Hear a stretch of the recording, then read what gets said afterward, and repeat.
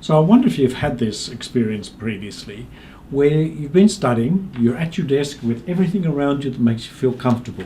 You've got your own pens, you've got your preferred pens, you've got your glasses, you've got your calculators, you've got your computer, you've got all your notes, you've got your cup of tea or your coffee or whatever it is that makes you comfortable when you're studying. And while you're studying in these circumstances, you're in comfortable clothes, you're in the chair that you like, that is good for you, hopefully it's good for you, and you've just read something, you've studied the theory behind it, you're doing some exercises and you feel confident with the exercises, so you know that you know the stuff, you know that you can do the relatively easy exercises, you know that you could probably handle the more challenging exercises. But from your past experience, what's happened is that you've gone into the exam and suddenly it's like, where's all this knowledge gone? Where's my easy access to the answers and to the theory gone? And you know that you knew it back at your desk because that's where you were. So this is a very common phenomenon, and it's to do with how our memories and our access to information are linked to the state of mind and body we're in when we're in the circumstances when we're encoding those memories and that knowledge.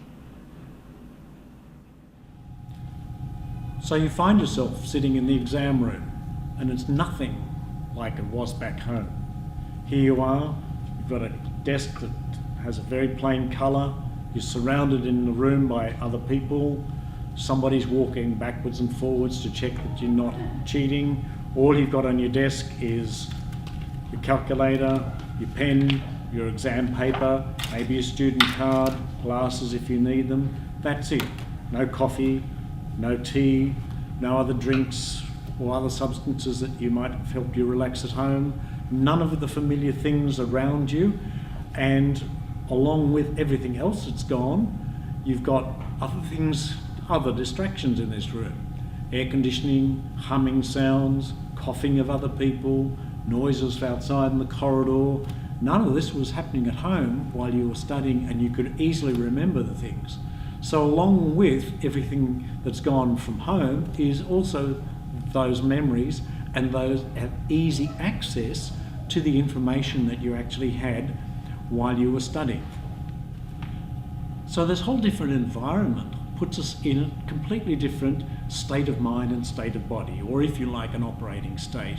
Back at home, where we had a different set of circumstances around us, all the things that made us feel comfortable, and we may have known that we know stuff and could easily recall it, that knowledge and the access to that knowledge, those memories are linked to that state. So our question becomes, how do we create that access to those memories, to that knowledge here? Because here we're in a different chair. The chair's probably different, your posture's different. That immediately puts you in a different physical state. You're saying different things to yourself. You've got other distractions in the room, as we've already said. So that once again has us saying different things to ourselves in our head. The environment around us just doesn't look the same. So in this different mental and physical state, how do we get access to that knowledge that we know, but how do we make the access to it as easy as it is back in the environment where we're learning it? So what can we do about this situation? Well, it's important for us to know this.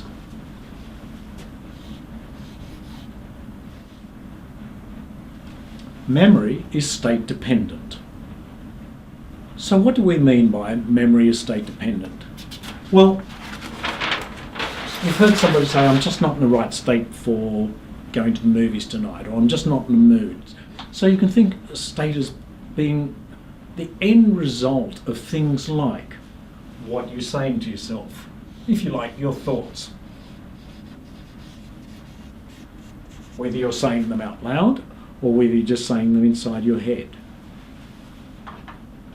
The things you're doing with your imagination.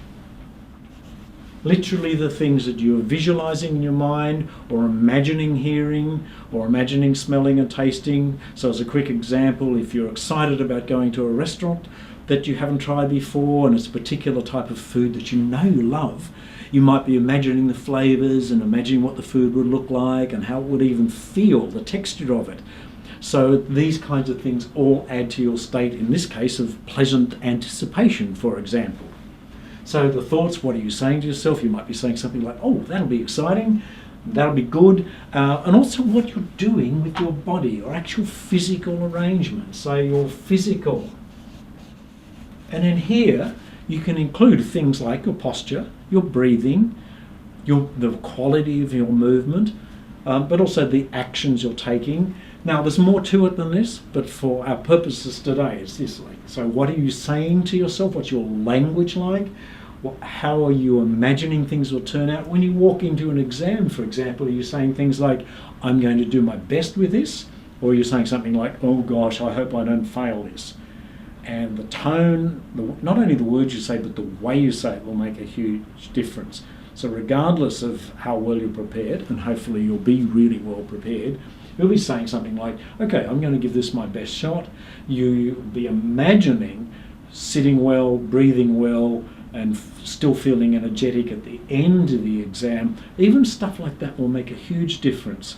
So I'm going to refer to your state. A more appropriate term might be your operating state. So that's what we mean by state. And one other thing on state, as you'll see in a moment in the next scene, you only need to change one little thing about what you're doing and you can change your state. Just simply going from, oh gosh, I hope I don't fail this exam, to, okay, I'm going to do my best in this exam, will shift the things that are in your imagination. And if you're smart, not only will you change what you're saying to yourself, but you'll change the way you're organising your posture and your breathing and your general movement to support you biomechanically and also in terms of your energy management. This also includes things like looking after your nutrition, etc. The state in the exam room is entirely different from the one where you've been studying. So what can we do about this? Well, we need to plan and link something that we can do now, that we have access to now, to the future. Let's have a look at this. So here we are now. And we have access to our knowledge. We have access to our knowledge, we have access to our problem-solving ability.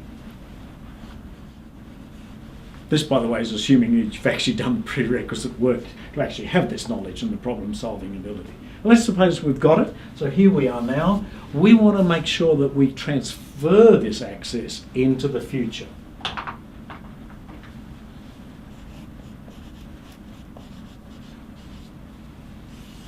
So we need to transfer it. So we need to set up a trigger in the future that will allow us to have this same quality of access.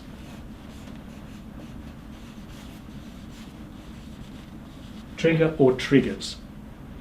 So what does that look like? So here's an example. Here it is. So your state of mind and body is affected by what you say to yourself, the way you organise your body physically, your posture, and also the things you put around you, plus also what you imagine seeing and hearing in your imagination. So if you imagine that the exam room is going to be horrible, then a part of you will perceive it as horrible. Whereas if you just go, okay, it's not colours that I would choose to decorate a room in, but it's only for an hour and a half, 2 hours, 3 hours, whatever the exam period is, I'm not going to get too fussed about I'm going to relax, in fact, is a better term, about whatever the colour of the walls is, and my focus is on the exam.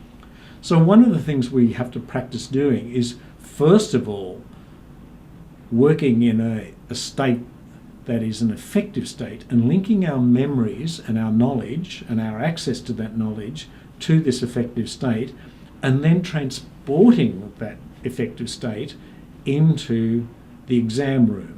And we can do that with our imaginations to a large extent to help us. So it's a little bit like this. So you're at your desk and you're thinking, oh, that's right, I've got to return that book. to my friend, I've got to put, when I get to my backpack, I must put that in. So you think, okay, that's fine, I'll do that. So you go off, you finish what you're doing, and then you go off and you go to get your backpack. So I get to the briefcase, and suddenly it's like,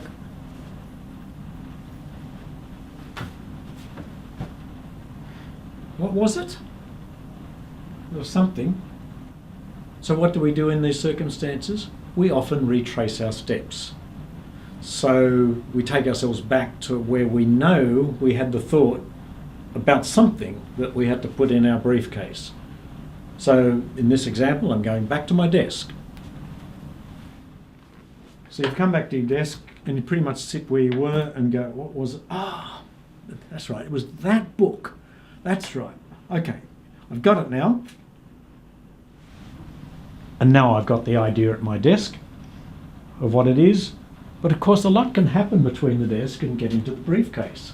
As we've just said, there's so many things that can happen. So, I get back to my briefcase again. Okay. Another Homer Simpson moment. No! What was it? Well, I'll try again. We'll go back again. The third time you do it, if you get that much, you might be saying to yourself, having a Homer Simpson moment, going, oh, what is wrong with me? Well, there's a lot as we've just said, a lot can happen between here and actually walking to your backpack or wherever your briefcase is or whatever it might be. We've got so many tasks we have to do during a day. We can be thinking about any one of them. There can be all sorts of other things on our minds, and they can intrude very quickly.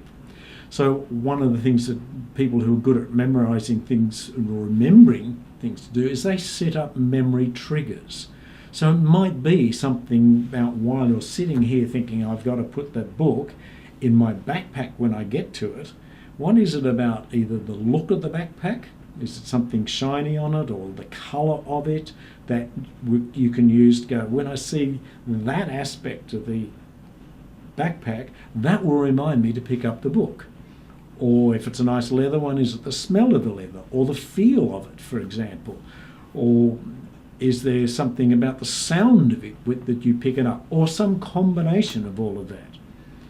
Sometimes you might need to exaggerate it, and you don't need to tell your friends this, but I've done this where I've been at home and been in the bathroom cleaning my teeth, thinking, I've got to put that in my briefcase or my backpack for work, and it might be a book, and I've got a corridor at home, so I imagine that the book that I have to pick up has grown in size until it's huge, and it fills the corridor. And it's like a howler from Harry Potter.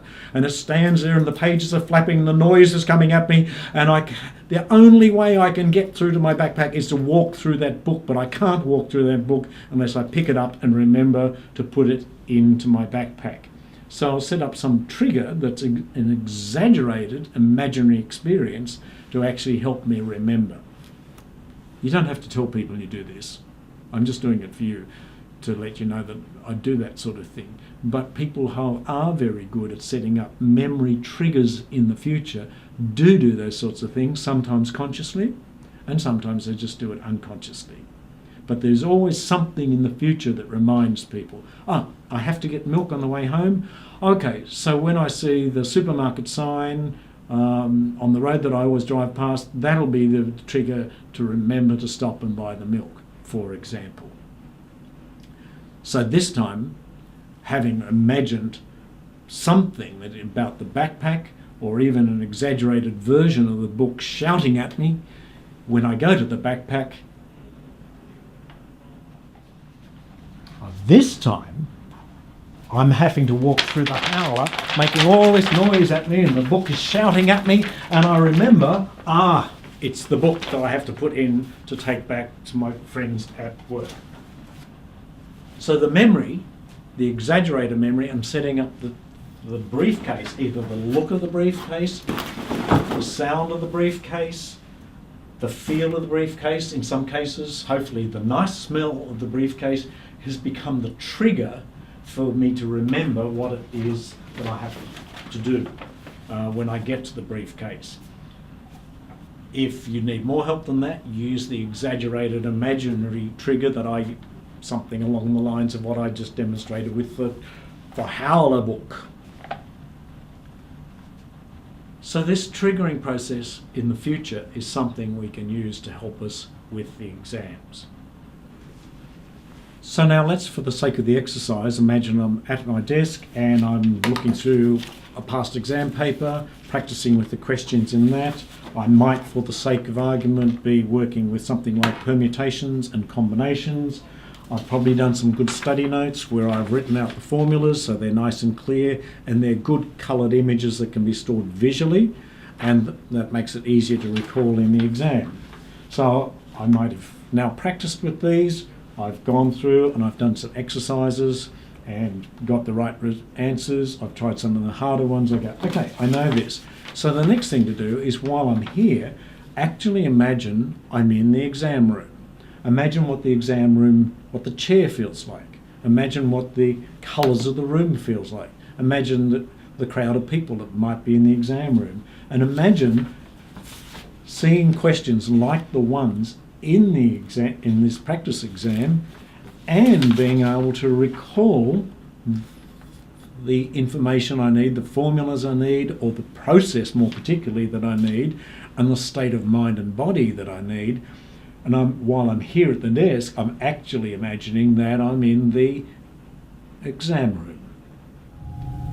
One of the key important aspects of this is really imagining as much as you can about the exam room. What does it feel like? What does it look like? What does the desk feel and look like? What is it going to be like with other people around you? What is it going to be like with somebody, the teacher, one or two teachers walking up and down the aisles, checking on people? And at the same time as all that's happening, imagining the room as vividly as you can, and imagining yourself being able to recall the information that you're learning at home. That it's kind of flying in and you're able to go, oh, that's it, I can picture the formula that I'm using. And the more you do that, and I recommend you do that at least 3 times with every major important piece of information or formula or process that you need to use during the exam. So remember, this is a skill, and skills take practice. So the first time you try this, you might not get quite the result you hope for, or you might do better. Either way, depending on how you practiced and set yourself up and the results you get, after that you've got a comparison between how you did your planning and the results you got. And the difference between these is quality of information known as feedback. And that feedback is information that allows you to review how you went about practicing, how you went about setting up your state of mind and body while you're studying, and how you went about encoding the knowledge and the information and the processes and the ways of tackling problem solving, and then how you also set yourself up when you got into the exam room to get the results you got.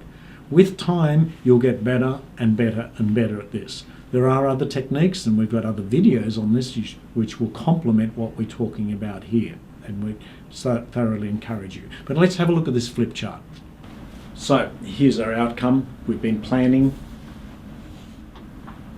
to actually get our outcome. As you'll be aware, we have to take action. As long as you take action, you will get some results. And the difference between what you imagined you'd produce and what you did produce will give you quality information that allows you to refine all of this process. How you go about planning your outcomes, setting yourself up, doing your study, doing your preparation, how you actually manage yourself during the exam, and the quality of the results. That information is called feedback. So we can take this information and feed it back into the next cycle in the process. If you do this and do this consciously and deliberately and thoughtfully, you can get continually improving results. In the context of learning, and I said that carefully, in the context of learning, we can say this.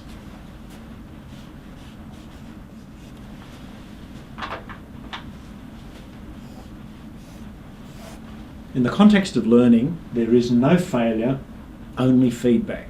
Quality information that allows you to reflect on and review the way you go about your planning, your actual preparation, your study practices, how you, not only those practices, but how you manage yourself during the exams and the other techniques you use, and you can see some of those in some of our other videos, and the results that you'll consequently get. When is the best time to start practice? The very next time you sit down to do some study. Once you actually feel comfortable with the piece of work, actually imagine yourself being able to retrieve that, use it, recall it, enjoy using it in the exam environment, as we've shown you. So, when do we next practice this skill? As soon as possible. And so as a quick recap, let's think. We've been doing our study, we've been actually working with our theory, we've made sure we understand things like definitions, we understand formulas. Even if we're going to be given them in an exam, we make sure we understand them, we know how to apply them, we've done our practice, we've practiced the types of problem solving. If it's new problems, which is just straight problem solving with no previous theory, we also make sure that we're used to how to think with that type of problem and the kind of state and mind and body that helps us do that. So think of the posture, think of what you say to yourself, think of how you picture things in your imagination, and while you're at your desk, take yourself forward into the future, that you are in the exam room and that you're able to access the same state at a different desk in a different environment, that same state that allows you to easily access what you can so easily do in this environment where you've been learning the material and you know that you know it. And now you've transported yourself into the future and you're imagining as vividly as you can the feel, the smell, the sounds, the look of the exam room, and organising yourself into a resourceful state, a state where you can actually access those memories and actually rehearse recalling the information while you're in the exam room, so that when you are in the exam room, it'll be there for you in your own imagination, and you'll be able to use that much more comfortably and easily.